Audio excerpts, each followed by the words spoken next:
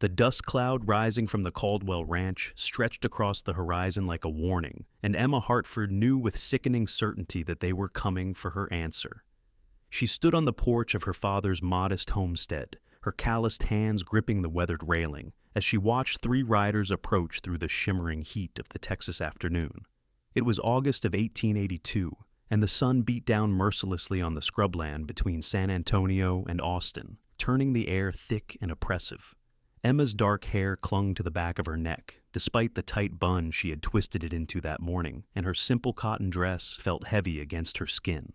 At 22 years old, she had spent her entire life on this land, working alongside her father to keep their small cattle operation running after her mother had died of fever 7 years prior. She had never wanted anything more than to continue that life, to prove that a woman could work a ranch as well as any man, to honor her father's legacy. But 3 months ago, everything had changed when Marcus Caldwell had decided he wanted her. The riders drew closer, and Emma could make out Marcus in the center, his broad-shouldered frame sitting tall in the saddle, his expensive hat blocking the sun from his face. His father, Clayton Caldwell, owned the largest ranch in 3 counties, and Marcus had grown up believing that everything and everyone in the territory belonged to him by right. He had started showing up at the Hartford homestead in May, bringing gifts and making promises, speaking to Emma as though her consent was merely a formality. When she had politely declined his attention, he had become more insistent. When she had firmly refused, he had become angry. And now, as the 3 horses came to a stop in front of her porch, she could see that anger simmering in his pale blue eyes. "Miss Emma," Marcus said, dismounting with practiced ease. His 2 ranch hands stayed on their horses, watching silently. "I have been patient with you, more patient than most men would be." Emma kept her voice steady, though her heart hammered against her ribs. "I have given you my answer, Marcus, multiple times. I am not interested in courting you, and I certainly am not interested in marriage." Marcus stepped onto the porch, and Emma forced herself not to retreat. He was tall, perhaps 6 feet and 2 inches, with the kind of build that came from a lifetime of physical work. His face might have been handsome, if not for the entitled sneer that seemed permanently fixed to his lips. "Your father is dead, Emma. You have been alone on this property for 2 months now. You cannot possibly manage this land by yourself." "I have managed just fine," Emma said, lifting her chin. "The cattle are healthy, the fences are mended, and I have enough provisions to last through winter." "That is not the point," Marcus said, his voice hardening. "It is not proper for a woman to live alone. People are talking. Your reputation is at stake." "My reputation is my own concern." Marcus took another step forward, close enough that Emma could smell the tobacco on his breath. "I am trying to do the honorable thing here. I am offering you marriage, offering to take care of you, to combine your land with my father's holdings. You would want for nothing. Accept my freedom," Emma said quietly. "Accept my independence. Accept my right to choose my own path." Something dangerous flashed in Marcus's eyes. "You think you have choices? You think you can just refuse me and continue on as though nothing has changed?" He reached out and grabbed her wrist, his grip tight enough to hurt. "I have been patient, Emma, but my patience has limits. You will marry me. Your land will become part of the Caldwell Ranch. This is happening whether you agree or not." Emma tried to pull her wrist free, but Marcus only tightened his grip. Fear coursed through her, cold and sharp despite the heat of the day.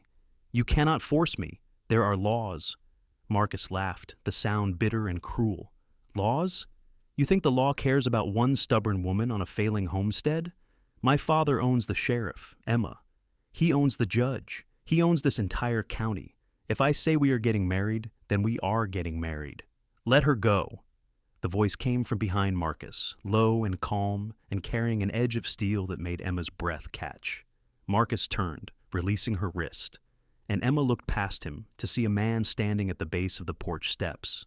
He must have approached on foot, silent as a shadow, because none of them had heard him coming. He was tall, lean in the way of men who spent their days in the saddle, with sun-bronzed skin and dark hair that curled slightly at his collar. His clothes were dusty from travel, worn denim and a faded shirt, but his gun belt was well maintained, the leather oiled, and the revolver sitting easy at his hip. His eyes were a striking shade of gray-green, and they were fixed on Marcus with an intensity that made the air feel charged. "Who the hell are you?" Marcus demanded. Name is Daniel Sawyer, the stranger said, and I suggest you step away from the lady. Marcus's two ranch hands shifted in their saddles, hands moving toward their weapons, but Daniel did not so much as glance at them. His attention remained locked on Marcus, patient and unwavering. This is none of your business, stranger, Marcus said. This is between me and my future wife. I am not your future wife, Emma said sharply, finding her voice again. I have never agreed to marry you, Marcus. You heard her, Daniel said. Now mount up and ride out. Marcus's face flushed red with anger. Do you have any idea who I am? My father will have you run out of this territory before sunset. Maybe, Daniel said, but that does not change what is happening right now. The lady wants you gone, so you are leaving. For a long moment, the tableau held. Emma could feel the tension crackling like lightning before a storm, could see Marcus's hands clenching into fists at his sides. The two ranch hands were watching their boss, waiting for a signal, and Emma realized with growing dread that this could turn violent in a heartbeat. Then Marcus smiled, though there was no warmth in it. Fine, we will leave. But this is not over, Emma. You think one drifter with a gun is going to change anything? You still need protection. You still need a husband. And I am still your best option. He turned to Daniel, his eyes cold. And you, stranger, you just made a very big mistake. Marcus strode to his horse and mounted in one smooth motion. His ranch hands fell in behind him, and the three of them rode off toward the Caldwell property, leaving a fresh dust cloud in their wake. Emma stood on the porch, her wrist throbbing where Marcus had grabbed her, watching until they disappeared over the ridge. Then she turned to the stranger, who had intervened on her behalf. Thank you, she said. I do not know what would have happened if you had not shown up. Daniel Sawyer climbed the porch steps, his movements easy and unhurried. Up close, Emma could see the fine lines at the corners of his eyes, the shadow of stubble along his jaw. He looked to be in his late 20s, perhaps 28 or 29, with the kind of weathered appearance that came from years spent outdoors. You were holding your own pretty well, he said. But he was not going to take no for an answer. No, Emma agreed quietly. He was not. She gestured toward the door. Would you like some water? It is the least I can offer after what you just did. Daniel hesitated, then nodded. Water would be appreciated, ma'am. Emma led him inside, grateful for the relative coolness of the house. The interior was simple, but clean, with sturdy furniture her father had built and a stone fireplace that provided warmth during the winter months. She poured water from the pitcher into 2 tin cups and handed one to Daniel. What brings you to this part of Texas? She asked. Daniel drank deeply before answering. I have been working ranches between here and Abilene for the past 5 years. Heard there might be work in this area, so I thought I would see what was available. You are a ranch hand? Cowboy, mostly. Cattle drives, breaking horses, whatever needs doing. I am good with livestock, and I know my way around a rope. He paused, studying her face. That man, Marcus Caldwell, is he really trying to force you into marriage? Emma sank into one of the chairs at the kitchen table, suddenly exhausted. Yes, my father died 2 months ago. Heart gave out while he was mending fence. Marcus showed up a week later with his proposal, and he has not accepted my refusals. He seems to believe that because I am alone, I have no choice but to marry him and let his family absorb my land. But you do not want that. I want to keep my ranch, Emma said fiercely. I want to work my own cattle, make my own decisions, live my own life. My father raised me to be independent, to be strong. He taught me everything he knew about ranching. I am not some helpless woman who needs a man to save her. Daniel set down his cup, a slight smile playing at the corners of his mouth. I can see that. You have the hands of someone who knows hard work. He nodded toward her calloused palms. And the look in your eyes of someone who does not back down easy. Emma felt her cheeks warm slightly at the observation, at the way his gray-green eyes seemed to actually see her rather than looking through her the way Marcus did. Even so, Marcus may be right about one thing. People do talk, and his father does have a lot of influence around here. You need help running this place? The question caught Emma off guard. What? I need work. You need a ranch hand. Seems like it might be mutually beneficial. Daniel leaned against the counter, his posture relaxed, but his eyes serious. If you had hired help, it would be proper enough. You would have someone to assist with the heavy work, and Marcus Caldwell would have a harder time claiming you need his protection. Emma's mind raced. It made sense, perfect sense actually, but she barely knew this man. I cannot pay much, she said slowly. My savings are limited. Room and board would be enough for now. Once you sell your cattle, we can discuss wages. You would work for just room and board? Daniel shrugged. I have been sleeping under the stars for the past month. A roof and regular meals sounds pretty good to me. And besides, his expression grew serious. I do not like men who think they can force women into things they do not want. Saw too much of that growing up. If I can help you keep your independence, that is payment enough. Emma studied him for a long moment, searching for any sign of deception or ulterior motive. But all she saw in Daniel Sawyer's face was honest intention and a quiet kind of strength that made her feel, for the first time in months, like she was not facing her troubles alone. All right, she said, extending her hand. You have yourself a job, Mr. Sawyer. His hand engulfed hers, warm and calloused and solid. Call me Daniel, and I will call you Emma, if that is all right. That is all right, Emma said, and found herself smiling for the first time in what felt like forever. Over the next 2 weeks, Emma discovered that Daniel Sawyer was as good as his word. He rose before dawn each morning, working alongside her to tend the cattle, repair the aging fences, and prepare for the coming fall roundup. He was skilled with a rope, and even better with horses, able to calm even the most skittish mare with a few quiet words and a gentle touch. He worked hard without complaint, and in the evenings he would sit on the porch and whittle small figures from scraps of wood, while Emma mended tack or updated her father's account books. They fell into an easy rhythm, a partnership built on mutual respect and shared labor. Daniel slept in the small bunkhouse her father had built years ago when they had briefly employed a ranch hand, and he was always respectful of the boundaries between them. But Emma found herself looking forward to their conversations at the end of each day, to the way Daniel listened when she talked about her plans for the ranch, to the stories he told about his travels across Texas and into New Mexico territory. I grew up in Missouri, Daniel told her one evening, as the sun set in streaks of orange and purple across the western sky. My father was a farmer, tried to make a living off rocky soil that barely grew anything.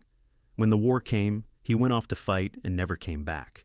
My mother did her best, but without him, we could not keep the farm. She died when I was 16. After that, I headed west to find work. I am sorry, Emma said softly, about your parents. Daniel's hands continued their steady whittling, shaping what looked like a horse from a piece of pine. It was a long time ago, but I learned early that life is not always fair, and sometimes you have to fight for what you want. That is why I admire what you are doing here, Emma. A lot of people would have given up already, would have taken the easy path. Marrying Marcus Caldwell would not be easy, Emma said with a shudder. It would be a prison sentence. Has he come back? No, but I have seen his ranch hands riding the property line. They are watching, waiting. Emma set aside the bridle she had been oiling. I know he has not given up. Then we will be ready when he makes his next move. The confidence in Daniel's voice made Emma feel safer than she had in months. She glanced at him, taking in the strong line of his jaw, the concentration in his eyes as he carved the tiny horse, the capable way he held himself. He was handsome, she admitted to herself, but it was more than that. There was a goodness to Daniel Sawyer, a fundamental decency that Marcus Caldwell utterly lacked. Why did you really stop to help me that day? Emma asked suddenly. You could have just kept riding. It was not your fight. Daniel looked up from his whittling, meeting her eyes directly. Because when I saw him grab your wrist, I saw my mother. My father used to drink before the war. When he drank, he got mean. He would grab my mother just like that, and I was too small to stop him. When I saw Marcus do the same to you, I made a choice not to be too small anymore, not to just walk past when someone needs help. Emma's throat tightened with emotion. Your mother was lucky to have a son like you. I hope I made her proud, wherever she is now. Daniel returned his attention to the carving, but Emma could see the slight color in his cheeks, the way her words had affected him. They sat in comfortable silence as the stars began to emerge, and Emma realized with a start that she felt something stirring in her chest, something warm and hopeful that she had not expected. She pushed the feeling aside, not ready to examine it too closely, but it lingered nonetheless. The following Saturday, Emma and Daniel rode into the nearby town of Cedar Springs to pick up supplies and sell a few head of cattle to the local butcher. Cedar Springs was small, barely 24 buildings clustered around a dusty main street, but it had everything the local ranchers and farmers needed: a general store, a blacksmith, a saloon, and a small church. As they drove the wagon down the main street, Emma noticed people staring, whispering behind their hands. "Looks like word has spread that you have hired help," Daniel murmured. "Let them talk," Emma said, though she felt her shoulders tense. "I have done nothing wrong." They completed their business quickly, and Emma was relieved when they could load the wagon and prepare to leave. But as Daniel was helping her up onto the wagon seat, a familiar voice called out, "Emma Hartford, I need a word with you." Emma turned to see Sheriff Tom Bradley walking toward them, his silver star glinting in the afternoon sun. Bradley was in his 50s, with a thick gray mustache and a sizable belly that suggested he spent more time at his desk than in the saddle. He had always been friendly enough to Emma and her father, but she knew he had connections to the Caldwell family. "Sheriff," Emma said evenly, "what can I do for you?" Bradley's eyes flicked to Daniel, assessing. "Is this the man who threatened Marcus Caldwell?"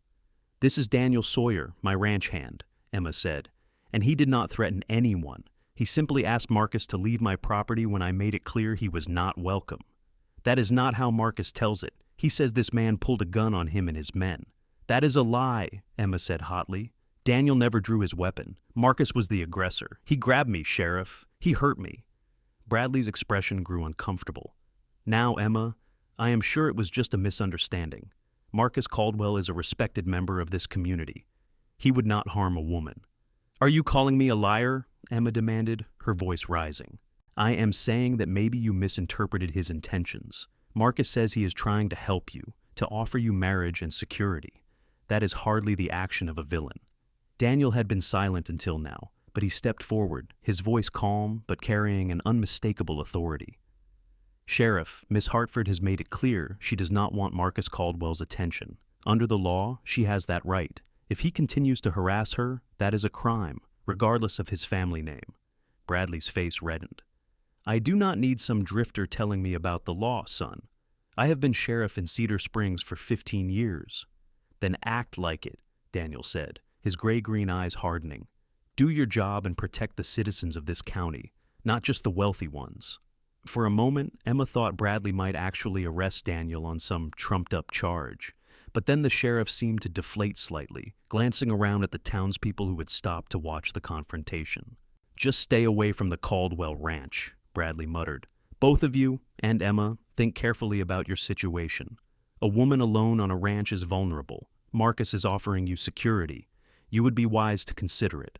"I will consider it never," Emma said coldly.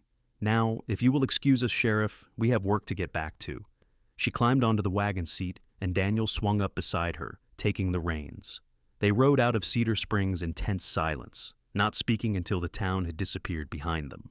"The sheriff is in the Caldwell family's pocket," Emma said bitterly. "Just like Marcus said." "Makes things more complicated," Daniel agreed, "but not impossible. We just need to make sure everything we do is above board and legal. Give them no excuse to come after us." "Us," Emma repeated softly. "You keep saying us, as though this is your fight too." Daniel glanced at her, and there was something in his expression that made Emma's heart skip. "It is my fight. I made it my fight the day I decided to help you." They rode the rest of the way home in silence, but it was a different kind of silence now, charged with unspoken things that neither of them was quite ready to voice. The trouble Emma had been anticipating came 3 days later, but not in the way she expected. She and Daniel were working to round up strays near the eastern edge of her property when they saw smoke rising from the direction of the homestead. Emma's blood turned to ice. "The house!" she gasped, and kicked her horse into a gallop. They rode hard, covering the 2 miles in minutes, and Emma's worst fears were confirmed when they crested the final ridge. The barn was on fire, flames licking up the wooden walls and black smoke billowing into the sky. Emma could hear the panicked lowing of the 2 milk cows that had been inside, and without thinking, she leaped from her horse and ran toward the burning structure. Daniel was faster. He caught her around the waist, pulling her back even as she struggled against him. "You cannot go in there. The structure is not stable." "The cows!" Emma shouted. "They will die. I will get them. Stay here. Daniel released her and pulled his bandana up over his nose and mouth. Before Emma could protest, he was running toward the barn, disappearing into the smoke-filled interior. Emma's heart pounded so hard, she thought it might burst from her chest. Seconds stretched into eternities. She could hear crashing sounds from inside the barn, the groaning of stressed timber, and she found herself praying to a God she had not spoken to since her father's death. Please, she thought desperately, please let him be all right. Then Daniel emerged from the smoke, leading both cows by their halters. He was coughing, his face blackened by soot, but he was alive. Emma ran to help him, guiding the terrified animals away from the burning barn. They had just reached a safe distance when the barn's roof collapsed with a deafening roar, sending up a shower of sparks into the afternoon sky. Daniel bent over, hands on his knees, coughing violently. Emma grabbed a canteen from her saddlebag and brought it to him, her hands shaking so badly she nearly dropped it. "You idiot," she said, her voice breaking. "You absolute idiot. You could have been killed." Daniel drank deeply, then straightened, wiping his mouth with the back of his hand. But I was not, and neither were the cows. Emma stared at him, at the soot on his face and the singed edges of his shirt, and suddenly all the fear and adrenaline transformed into something else entirely. She grabbed his face in both hands and kissed him, hard and desperate and honest. For a heartbeat, Daniel froze in surprise. Then his arms came around her, pulling her close, and he was kissing her back with the same intensity. Emma could taste smoke and dust and something indefinably Daniel, and she never wanted to let go. When they finally broke apart, both breathing hard, Daniel stared at her with wonder in his gray-green eyes. "Emma," he said hoarsely. "I thought I lost you," Emma whispered. "When you went into that barn, I thought I lost you, and I realized that I cannot lose you. I cannot." Daniel's hand came up to cup her cheek, his thumb brushing away a tear she had not realized she shed. "You are not going to lose me. I am right here."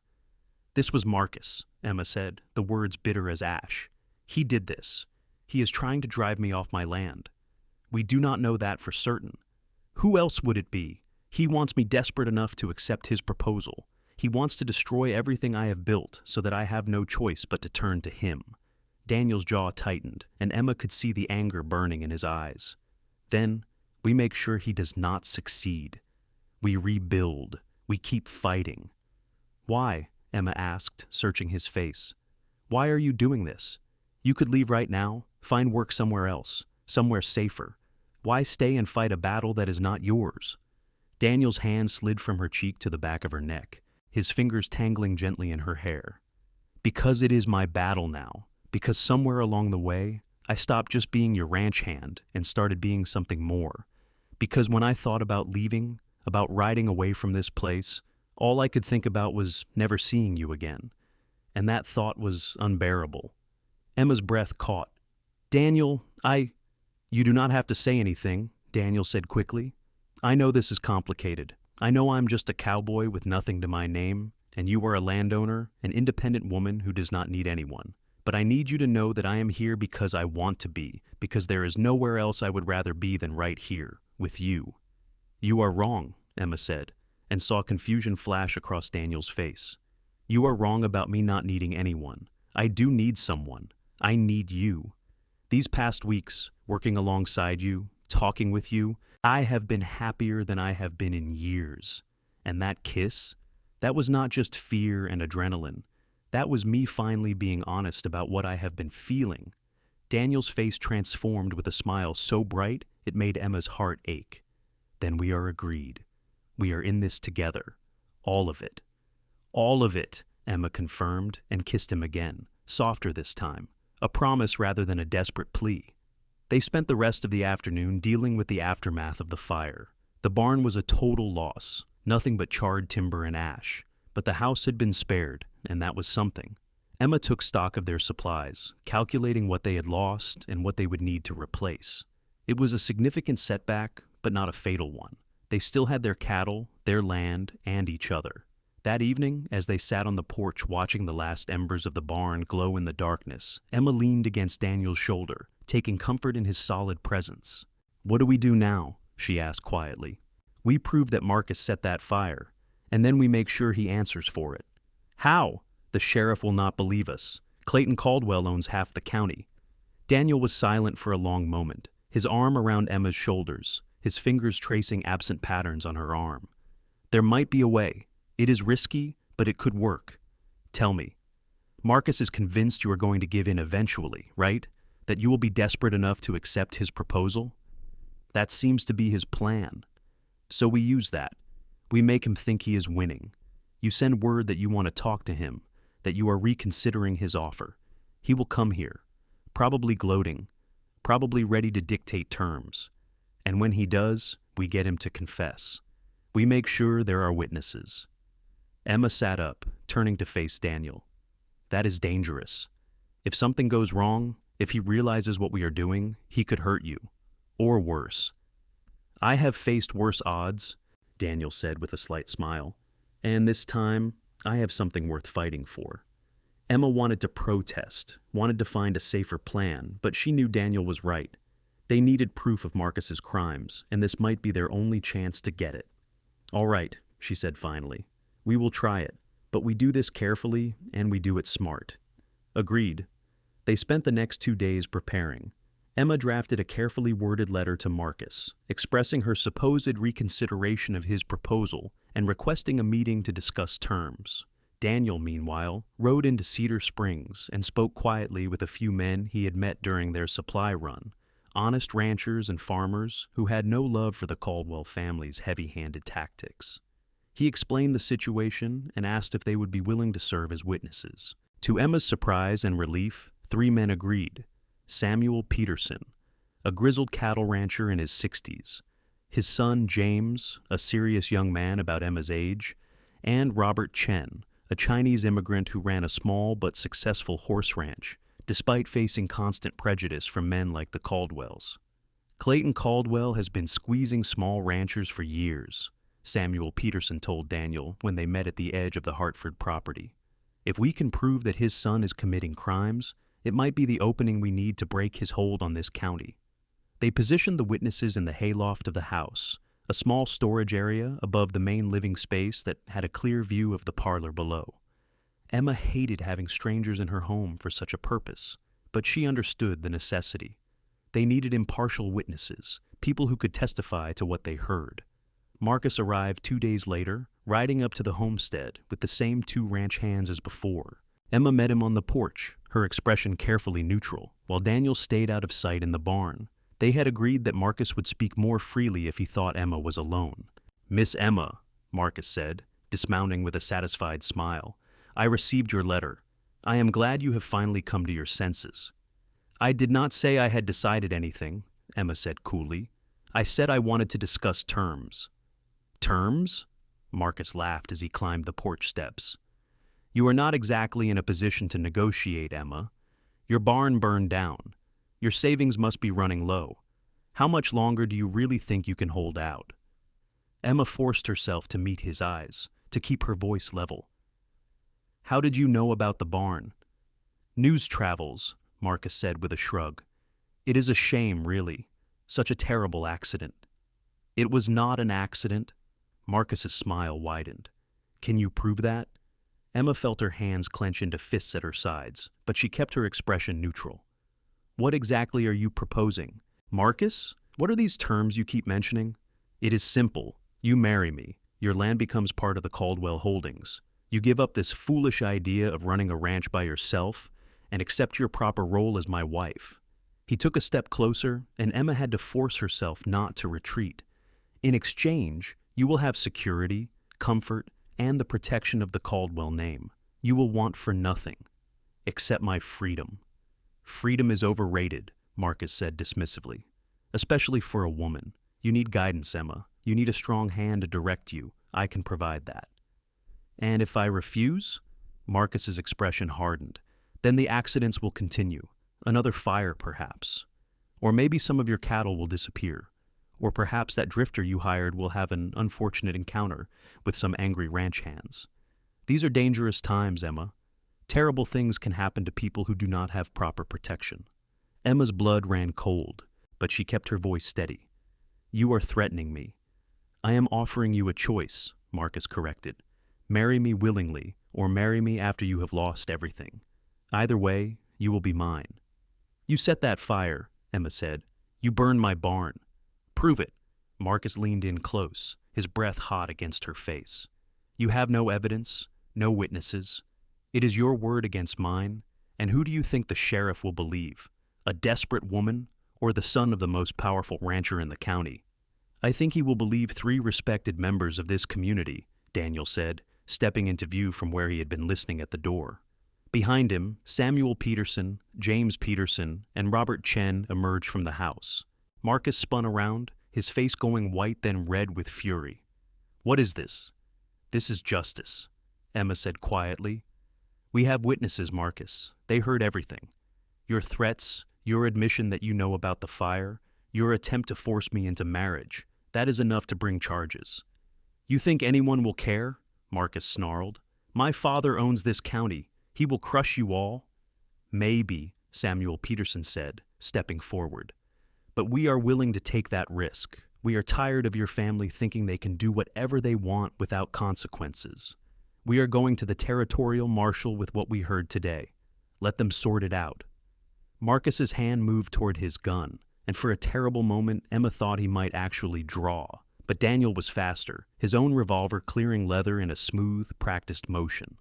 "Do not," Daniel said quietly. "This is already bad enough for you. Do not make it worse." Marcus's ranch hands had their hands on their weapons as well, but they looked uncertain, glancing between Marcus and the 4 men standing against them. Samuel and Robert were both armed, and James had a rifle cradled in his arms. "You are making a mistake," Marcus said, his voice shaking with rage. "All of you. My father will destroy you for this." "Let him try," Emma said.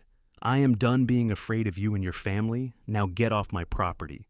Marcus stared at her for a long moment, and Emma could see the hatred burning in his eyes. Then he spun on his heel and strode to his horse, mounting with jerky, angry movements. His ranch hands followed, and the 3 of them rode off at a gallop. As soon as they were out of sight, Emma's knees nearly gave out. Daniel was there in an instant, his arm around her waist, steadying her. "You did it," he murmured. "You stood up to him."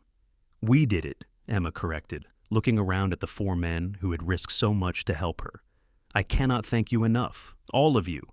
Samuel Peterson waved off her gratitude. "We should have stood up to the Caldwells years ago. Maybe this will be the start of real change around here." He turned to Daniel. "You have got yourself a good woman there, son, brave and smart. You hold on to her."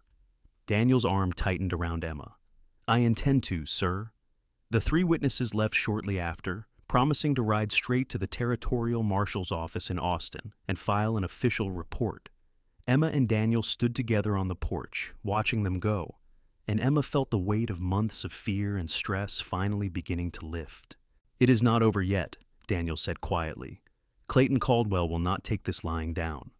"I know, but we have witnesses now. We have evidence. That is more than we had before." Daniel turned to face her, his hands coming up to frame her face.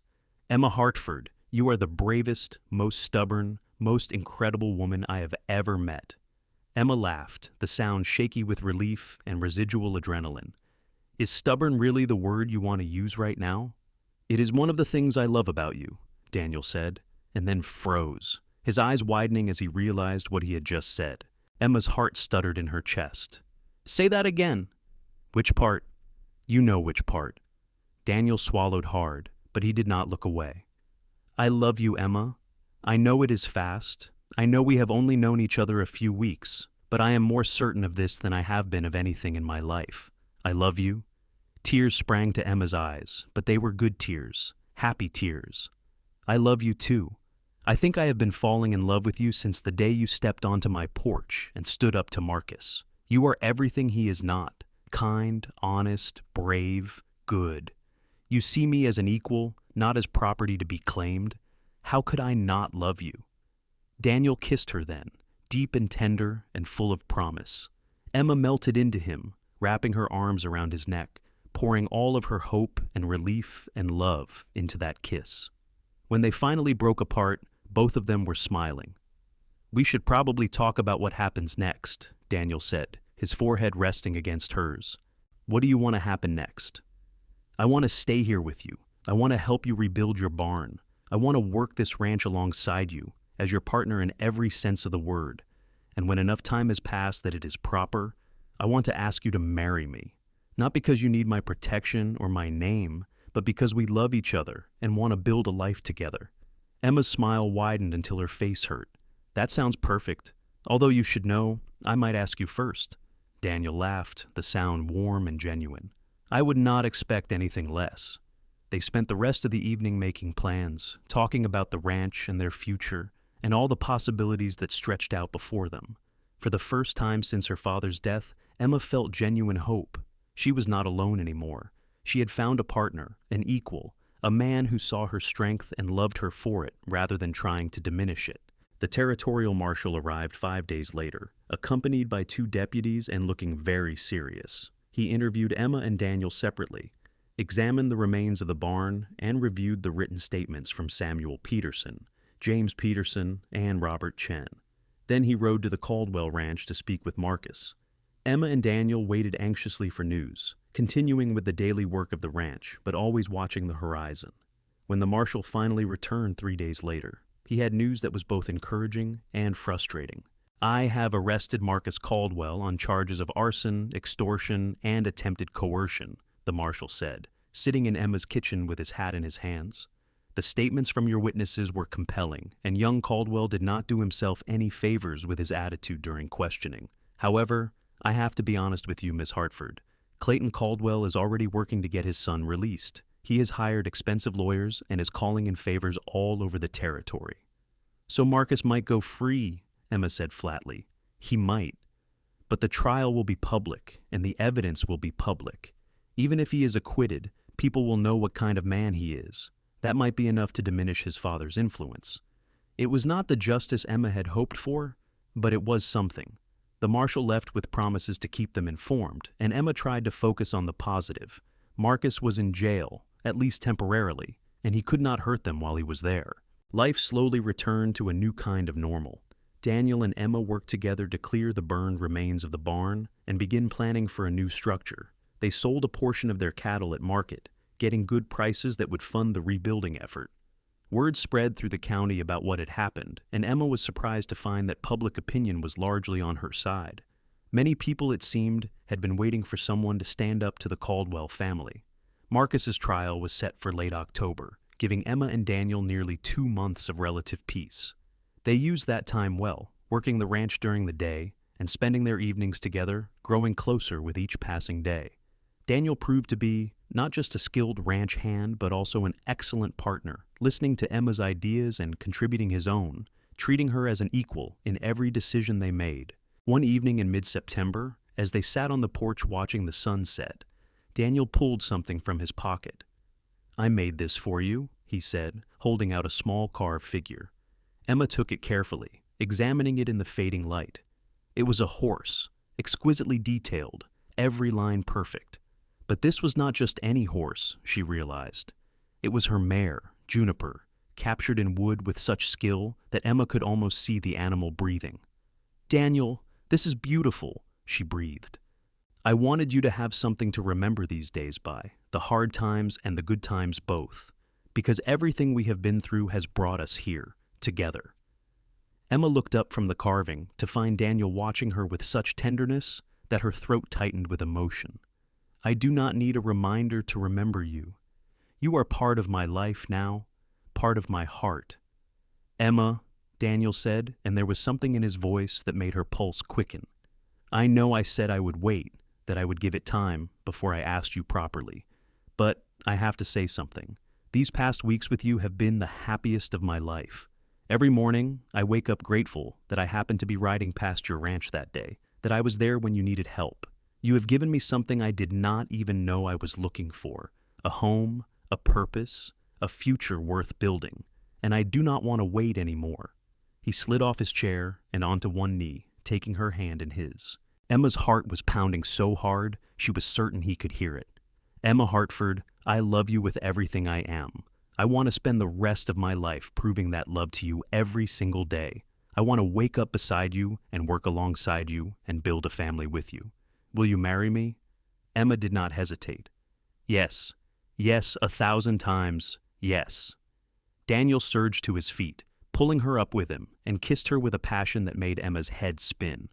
When they broke apart, both of them laughing and crying at once, Emma felt as though her heart might burst from happiness. "I do not have a ring yet," Daniel said apologetically. "I have been saving my wages, but—" "I do not need a ring," Emma interrupted. "I just need you." "You will have both," Daniel promised. "As soon as I can afford it, I will buy you the finest ring in Texas." "Or," Emma said thoughtfully, "you could use my mother's ring. She left it to me when she died. I have kept it in her jewelry box, waiting for the right time." She took Daniel's hand and led him inside, retrieving a small wooden box from her bedroom. Inside, nestled in faded velvet, was a simple gold band with a small blue stone. "It is not fancy," Emma said, "but it meant everything to my mother.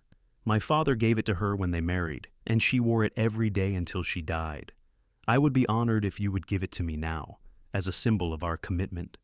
Daniel lifted the ring carefully, holding it up to the lamplight. The blue stone caught the glow, shimmering. "Are you certain? This is your mother's ring. It is precious to you." "Which is exactly why I want you to give it to me. This ranch was my parents' dream. They built it together, worked it together, loved each other through hard times and good. I want that same kind of partnership with you. I want to honor their memory by building our own future here." Daniel's hands shook slightly as he slipped the ring onto Emma's finger. It fit perfectly, as though it had been made for her. "Emma Hartford, I promise to love you, to respect you, to stand beside you as an equal partner for all the days of my life."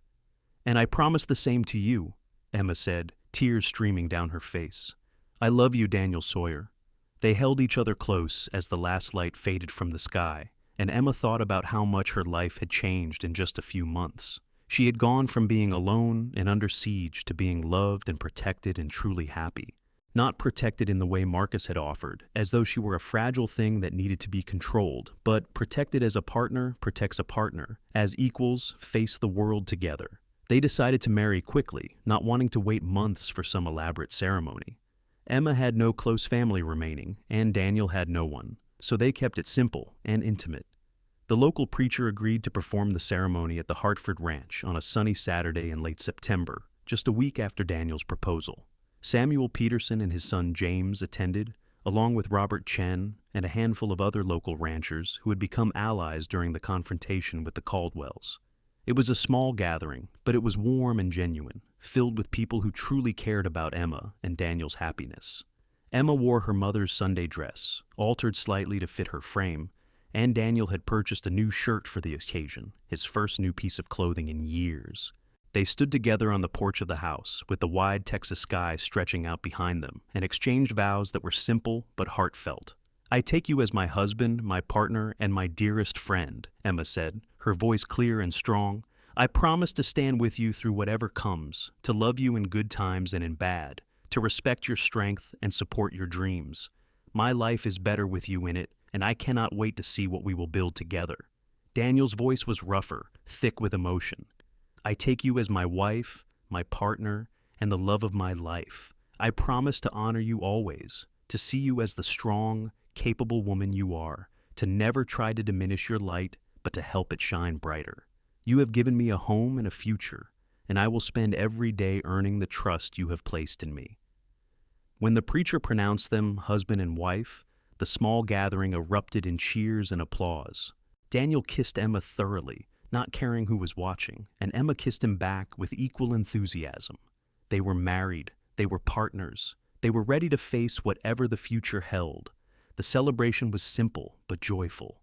Samuel Peterson had brought venison, and Robert Chen contributed vegetables from his garden. They roasted the meat over an open fire and shared stories as the sun set, and Emma felt surrounded by community in a way she had not since her father's death. These people who had been strangers just months ago had become friends and allies. They had stood up for her when it mattered most, and she would never forget that. As the evening drew to a close and their guests departed, Daniel and Emma stood together, watching the stars emerge in the darkening sky. Daniel's arm was around her waist, and Emma leaned into his solid warmth, feeling profoundly content. "Wife?" Daniel said softly, as though testing the word. "Husband," Emma replied with a smile. "It sounds right, does not it? It sounds perfect." Daniel turned her in his arms, his gray-green eyes serious. "Emma, I know we got married quickly. If you want to wait before we truly become husband and wife in every sense I understand. There is no rush." Emma reached up to cup his face, touched by his consideration. "I do not want to wait. I love you, Daniel. I choose you. I want to start our life together tonight." Daniel's smile was radiant. He swept her up in his arms, making Emma laugh in surprise, and carried her into the house. Their wedding night was tender and passionate, a discovery of each other that felt both exciting and natural. They took their time, learning what pleased each other, murmuring words of love and devotion in the darkness. When Emma finally fell asleep in Daniel's arms, she felt complete in a way she had never experienced before. The next morning, they woke to the sounds of the ranch coming to life. Cattle lowing, horses neighing, birds singing their morning songs. Daniel kissed Emma's forehead, and they rose to begin their first full day as husband and wife. The work was the same as it had been, but everything felt different now. They were partners not just in labor, but in life, and that made even the hardest tasks feel lighter. Marcus Caldwell's trial began in the first week of October, held in the county courthouse in Cedar Springs. Emma and Daniel attended, along with their 3 witnesses. The courtroom was packed, with people standing in the aisles and spilling out into the hallway. The Caldwell family's influence was evident in the expensive lawyers Marcus had defending him, but the territorial marshal had done his job well, presenting a compelling case backed by solid witness testimony. Marcus sat at the defendant's table, looking sullen and angry, his expensive suit at odds with the hostility radiating from him. Clayton Caldwell sat directly behind his son, his face like carved granite, his eyes promising retribution to anyone who dared testify against his family. Emma took the stand first, describing Marcus's harassment, his threats, and his assault on her property. She spoke clearly and calmly, refusing to be intimidated by the Caldwell family's glares. The defense attorney tried to portray her as a hysterical woman who had misinterpreted Marcus's honorable intentions, but Emma stood her ground, pointing out that there was nothing honorable about grabbing a woman's wrist hard enough to bruise it, nothing noble about burning down someone's barn, nothing decent about threatening violence if a marriage proposal was not accepted. Daniel testified next, corroborating Emma's account and describing Marcus's behavior the day they first met. Then Samuel Peterson, James Peterson, and Robert Chen each took the stand, repeating what they had heard Marcus say in Emma's parlor. The defense tried to discredit them, suggesting they had conspired together to frame an innocent man, but the 3 witnesses were unshakable. They had nothing to gain from lying, and everyone in that courtroom knew it. The trial lasted 3 days. The judge, a stern man named Harrison, who had been brought in from another county specifically to ensure impartiality, listened carefully to all the testimony. When it came time for his ruling, the courtroom fell silent. "I have reviewed the evidence presented in this case," Judge Harrison said, his voice carrying clearly through the packed room. "I have heard testimony from multiple credible witnesses, all of whom describe a pattern of harassment, threats, and criminal behavior by the defendant. The evidence regarding the arson is circumstantial, but taken together with the defendant's own admissions regarding his knowledge of the fire and his threats against Miss Hartford, I find there is sufficient cause to hold him responsible." A murmur ran through the crowd. Clayton Caldwell's face went purple with rage. "Marcus Caldwell, I find you guilty of attempted coercion, harassment, and arson," the judge continued. "I sentence you to 5 years of hard labor at the territorial prison, to be followed by 5 years of probation, during which you will have no contact with Emma Sawyer or her property. Additionally, you will pay restitution for the destroyed barn in the amount of $500. The courtroom erupted. Some people cheered, while others shouted in outrage. Clayton Caldwell surged to his feet, shouting that this was an injustice, that he would appeal, that the judge would pay for this. But Judge Harrison simply banged his gavel and ordered the bailiff to remove anyone who could not maintain order. Marcus was led away in handcuffs, his face twisted with fury. As he passed Emma and Daniel, he spat at them. "This is not over. My father will make sure of that." But Emma did not flinch. She stood tall, Daniel's hand clasped firmly in hers, and watched Marcus Caldwell disappear through the courthouse doors. It was over. Justice had been served. Outside the courthouse, people swarmed around Emma and Daniel, congratulating them, shaking their hands, thanking them for standing up to the Caldwell family. Samuel Peterson clapped Daniel on the shoulder so hard he staggered. "You did good, son. Real good." "We all did," Daniel said, including everyone with his glance. This was not just about one man's crimes. This was about proving that no one is above the law, no matter how wealthy or powerful they might be. Robert Chen nodded solemnly. Things will change now. Other people will have the courage to stand up when they are wronged. Emma hoped he was right. She hoped that Marcus's conviction would be the beginning of real change in their county, that other victims of the Caldwell family's abuses would come forward and seek justice. But even if that did not happen, even if nothing else changed, she knew that she had fought for what was right and won. She had protected her land, her freedom, and her right to choose her own path. That was victory enough. The ride back to the ranch was quiet. Both Emma and Daniel lost in their own thoughts. So much had happened in the past months. So much had changed. Emma thought about the scared, desperate woman she had been that day Marcus had grabbed her wrist, how alone and trapped she had felt. And she thought about who she was now, a married woman, a rancher with a true partner, someone who had faced down her enemies and emerged victorious. "What are you thinking?" Daniel asked, glancing over at her. "I am thinking that I am grateful," Emma said. "Grateful for you, for everything that has happened, even the hard parts, because they led us here." "I am grateful too," Daniel said. "When I was riding through this territory back in August, I had no idea that my life was about to change completely. I thought I would just be another drifter, moving from job to job, never putting down roots. But then I saw you standing on that porch, refusing to back down, and something in me recognized something in you. I knew even then that you were going to be important to me." Emma smiled, reaching over to squeeze his hand. "We found each other when we both needed it most. That is something special." They reached the ranch as the sun was beginning to set, painting the sky in shades of orange and pink. The burned remains of the barn were still visible, a reminder of what they had endured, but Emma no longer saw them as a symbol of destruction. Instead, she saw them as a space where something new would be built, something stronger and better than what had been there before. Over the following weeks, they began construction on a new barn. Daniel's skills with carpentry proved invaluable, and several of their neighbors volunteered time and labor to help with the project. Samuel Peterson and his son James came twice a week, and Robert Chen brought timber from his property at cost. Even some of the townspeople from Cedar Springs, who had been cold to Emma before, showed up to offer assistance. The trial had changed things. People saw Emma and Daniel as heroes now, as symbols of ordinary citizens standing up to corruption and winning. The new barn was larger than the old one, with better ventilation and sturdier construction. Emma and Daniel designed it together, incorporating ideas from both of their experiences. By the time November arrived and the first cold winds began to blow across the Texas plains, the barn was complete and fully stocked with hay for the winter. But the true test of the change in their fortunes came in late November, when Clayton Caldwell himself rode up to the Hartford ranch. Emma saw him coming and called for Daniel, her heart racing with a mixture of fear and defiance. But when Caldwell dismounted and approached the porch, he looked older somehow, diminished. The fire that had always burned in his eyes seemed to have died.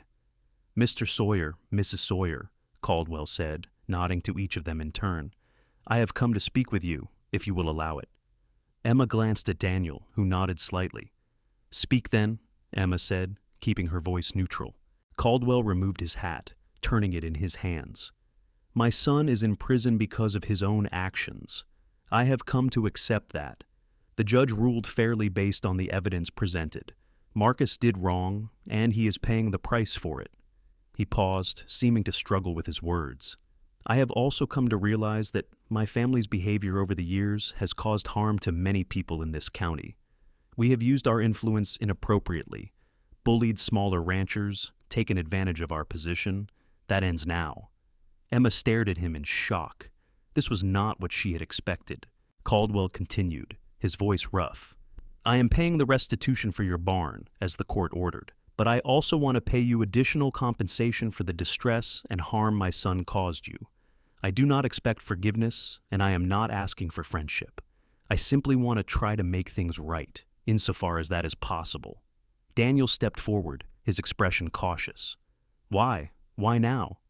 "Because my wife left me," Caldwell said bluntly.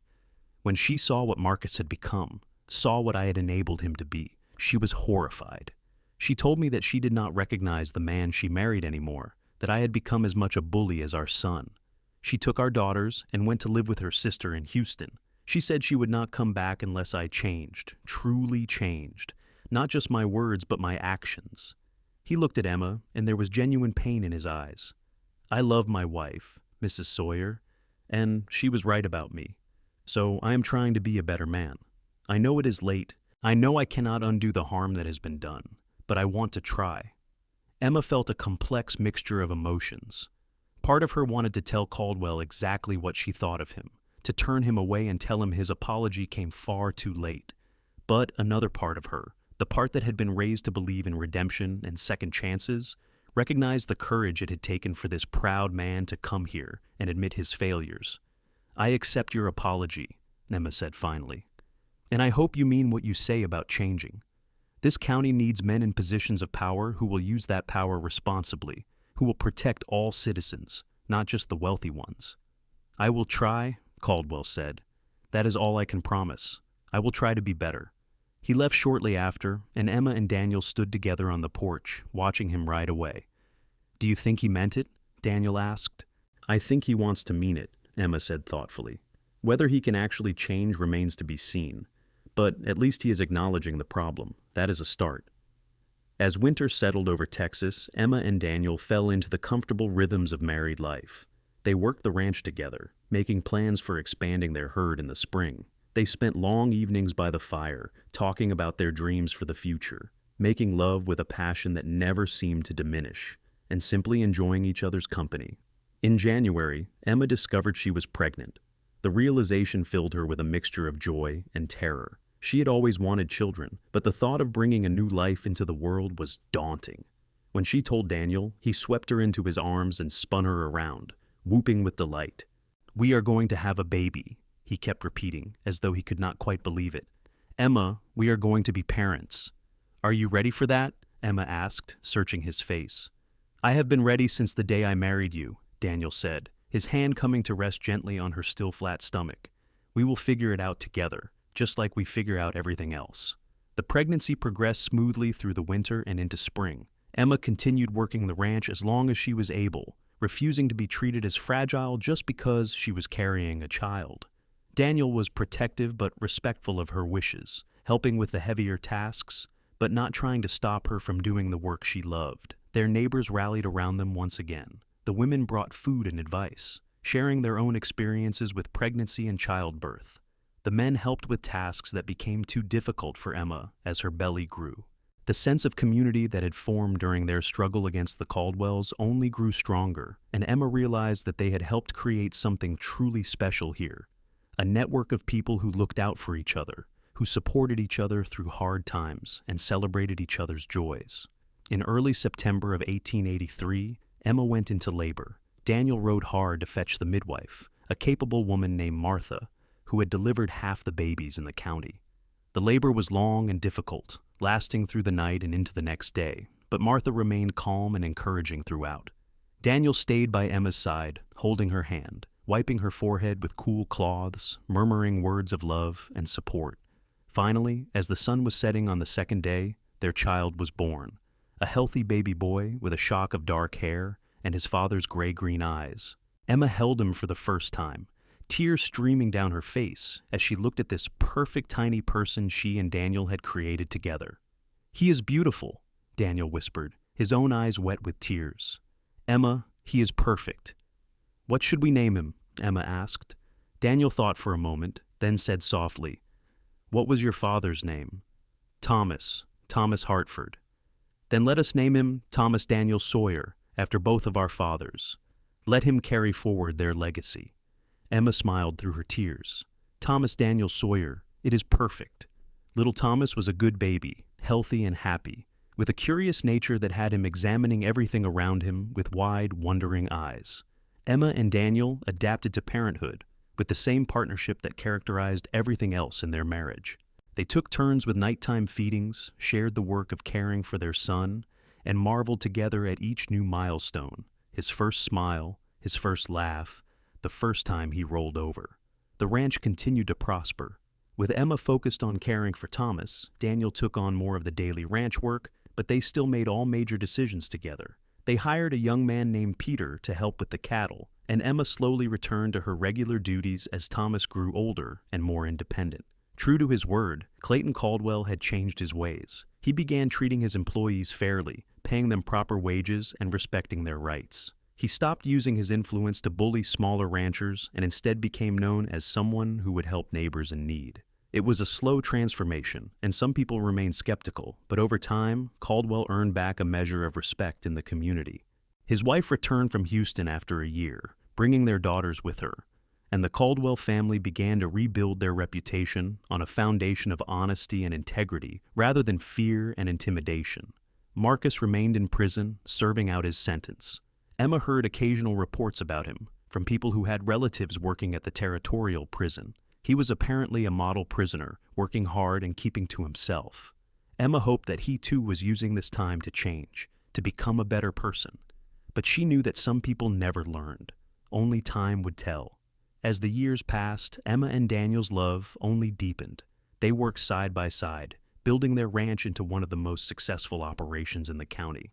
They had more children, a daughter named Mary in 1885, and another son, Samuel, in 1887. Their home was filled with laughter and love, with the sounds of children playing and the comfortable companionship of a marriage built on mutual respect and genuine affection.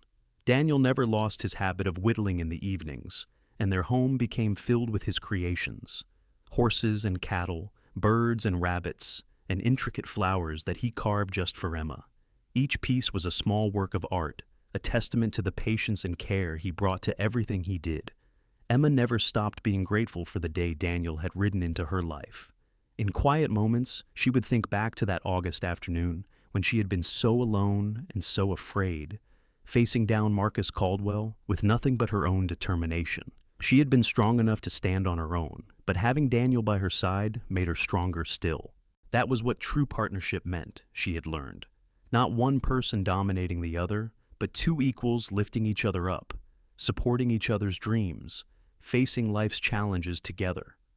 On their 10th wedding anniversary in September of 1893, Daniel surprised Emma with a trip to San Antonio. They left the children with Samuel Peterson and his wife, and spent 3 glorious days in the city, staying in a fine hotel and dining in restaurants and simply enjoying being together without the constant demands of ranch life and parenthood. On their last evening, as they walked along the San Antonio River watching the sunset, Daniel stopped and turned to face Emma. "I have something to say," he began, taking her hands in his. Emma smiled. "You are not proposing again, are you? Because we are already married." Daniel laughed. "No, though I would propose to you every day if I thought you would enjoy it. No, I just wanted to tell you that these past 10 years have been the best of my life. You have given me everything I never knew I needed: a home, a family, a purpose, and a love that makes every day worth living. I was a drifter before I met you, Emma, moving from place to place with no roots and no real future. You gave me both roots and a future. You gave me a life worth living." Emma's eyes filled with tears. "You gave me the same, Daniel. You gave me partnership when I was fighting to survive alone. You gave me love when I thought I might never find it. You gave me children and joy and 1,000 reasons to smile every single day. I was strong before I met you, but with you, I am stronger. That is the greatest gift anyone has ever given me." They kissed as the sun sank below the horizon, painting the sky in brilliant shades of orange and red.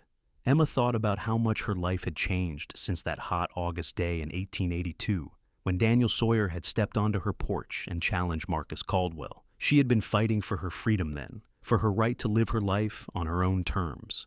Daniel had not fought that battle for her, but with her, standing beside her as an equal, helping her win her own freedom, and then choosing to share his life with her.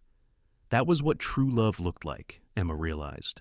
Not one person claiming another as property, not one person trying to control another, but two people choosing each other freely, building a life together based on respect and trust and genuine affection.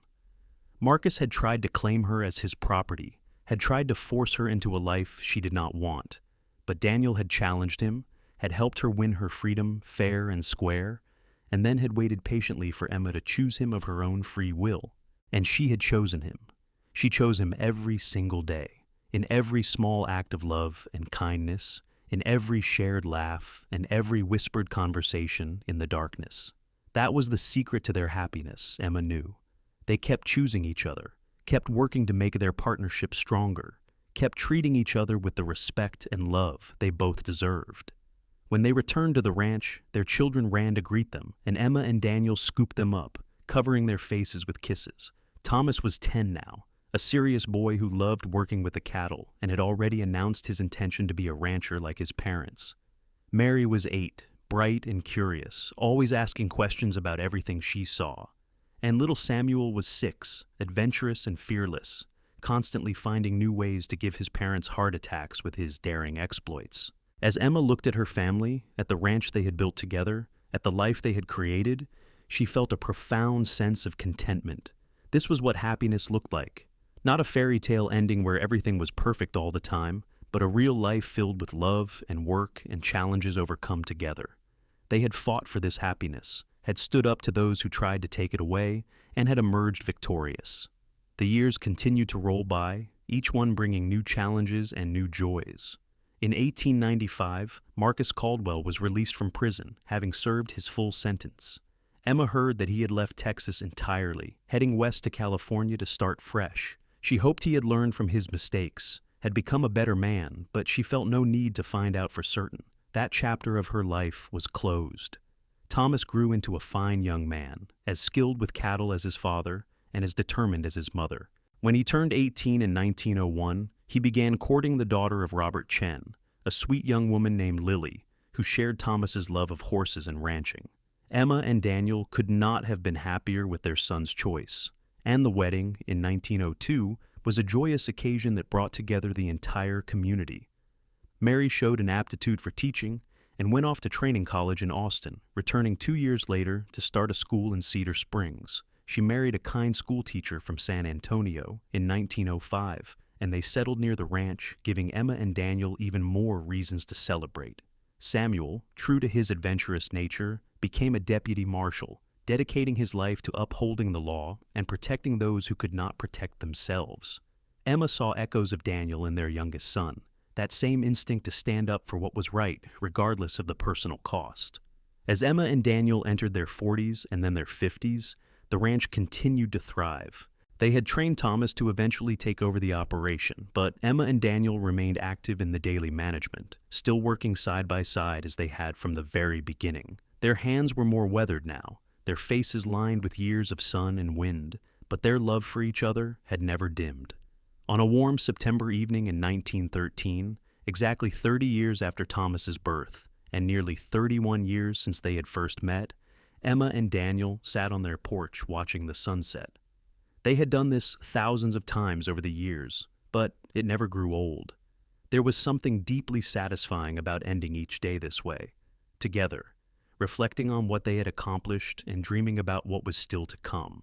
"Do you ever think about that first day?" Emma asked, her hand clasped in Daniel's. "When you rode up to this porch and stood up to Marcus?" "Every day," Daniel said. "Best decision I ever made, stopping to help you." "Best thing that ever happened to me," Emma agreed. "You gave me my freedom, Daniel. You helped me fight for it, and then you respected it. That is the greatest gift anyone has ever given me." "You gave me something just as valuable," Daniel said, lifting her hand to his lips and kissing it gently. "You gave me a home. You gave me a family. You gave me a reason to stop drifting and put down roots. You made me a better man, Emma Sawyer."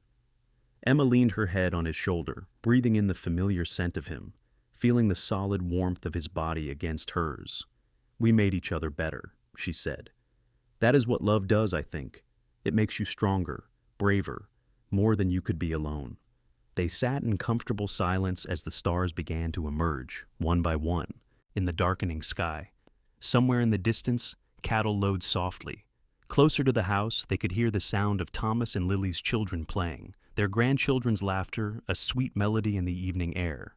This was the life Emma had fought for, the life she and Daniel had built together through determination and love and unwavering partnership.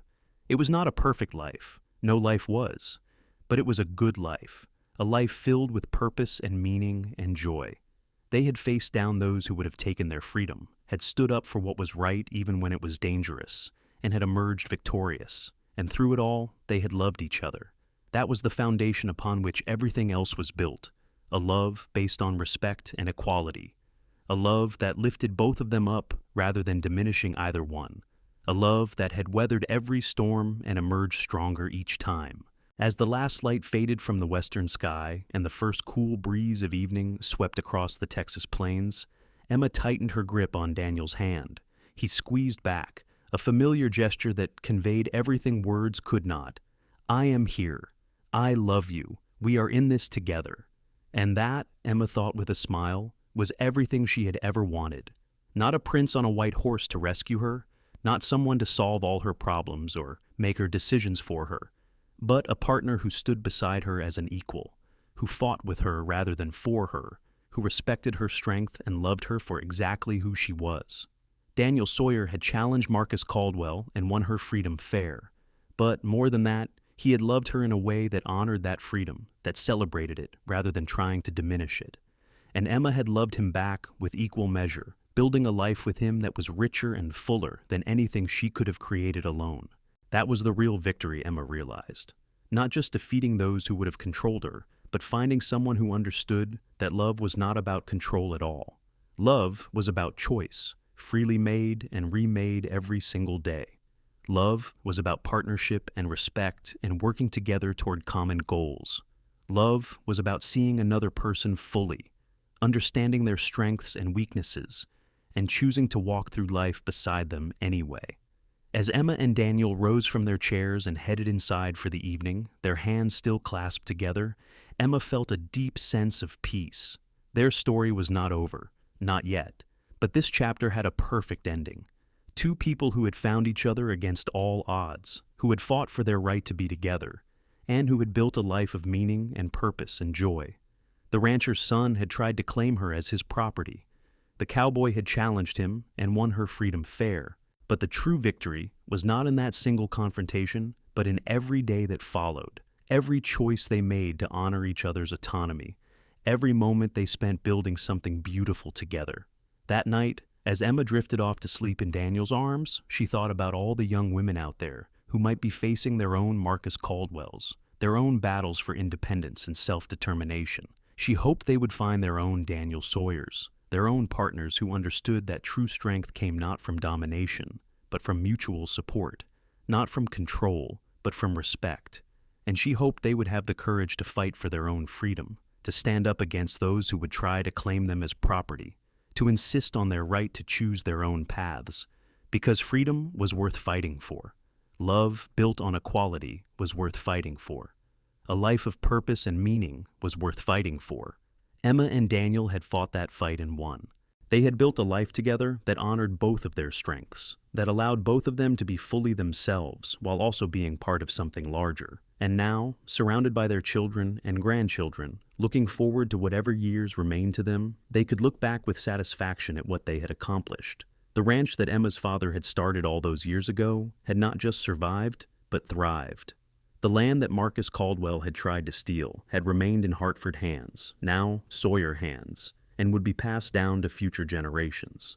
The freedom that Emma had fought so hard to protect had been preserved and strengthened, becoming the foundation upon which a family and a legacy were built. And at the center of it all was a love story that had never been about one person rescuing another, but about two people choosing to walk through life as equals, as partners, as friends and lovers and companions. Daniel had not saved Emma. Emma had not saved Daniel. They had saved each other in all the ways that mattered by simply being there, by standing together, by refusing to let the world diminish what they had found in each other. That was the real happily ever after, Emma thought, as sleep finally claimed her. Not a prince and a princess in a castle somewhere, not a dramatic rescue followed by a perfect life, but two ordinary people who loved each other extraordinarily well, who worked hard every day to build something meaningful, who faced challenges together and emerged stronger each time. The rancher's son had tried to claim her as property. The cowboy had challenged him and won her freedom fair. And then, most importantly of all, they had spent the rest of their lives honoring that freedom, cherishing it, building on it, creating a legacy that would outlast them both. As the moon rose high over the Texas plains, casting silver light across the ranch that Emma and Daniel had built together, all was quiet and peaceful. Inside the house, the couple slept wrapped in each other's arms, their love as strong after 31 years as it had been on that first day when Daniel had stepped onto Emma's porch and changed both of their lives forever. It was not the end of their story, not quite. They would have many more years together, many more sunsets watched from that porch, many more challenges faced and overcome. But it was the end of one chapter and the beginning of another, a transition marked not by drama or crisis, but by contentment and joy and the deep satisfaction of a life well lived. And if someone had asked Emma, in that moment of perfect peace, whether she regretted anything about the path her life had taken, she would have answered without hesitation, no, not a single thing. Every hardship, every challenge, every moment of fear and uncertainty had led her to this place, to this life, to this man sleeping peacefully beside her, and she would not change any of it for the world. The rancher's son had tried to claim her as property, but he had failed. The cowboy had challenged him and won her freedom fair, and then had done something even more remarkable. He had spent every day since proving that he valued that freedom as much as she did, that he wanted a partner rather than a possession, that he loved her for who she was rather than who he wanted her to be. And Emma, in turn, had given Daniel the home and family and purpose he had been searching for, had made him feel valued and needed and loved in ways he had never experienced before. They had saved each other, completed each other, and built a life together that was greater than the sum of its parts. That was the true victory. That was the real happy ending. Not a single dramatic moment, but a lifetime of small moments, of daily choices to love and respect and honor each other, of working together to build something meaningful and lasting. As the night deepened and the stars wheeled overhead in their ancient patterns, the Sawyer Ranch slept peacefully. Inside the house, Emma and Daniel dreamed their separate dreams, their hands still clasped together even in sleep. Outside, the cattle settled down for the night. The horses dozed in their stalls, and the land itself seemed to breathe a sigh of contentment. This was the legacy of that August day in 1882, when a cowboy had stopped to help a woman in need, when two people had met and recognized something precious in each other, when a partnership had been forged that would last a lifetime. This was what happened when people fought for their freedom and won, when they refused to let others define who they could be or what they could accomplish, when they found someone who truly understood them and chose to build a life together based on mutual respect and genuine love. The rancher's son had tried to claim her as property. The cowboy had challenged him and won her freedom fair. And then they had lived happily ever after, not in a fairy tale way where everything was perfect and easy, but in a real way that involved hard work and dedication and choosing each other every single day. That was the end of the story. That was the victory. That was love.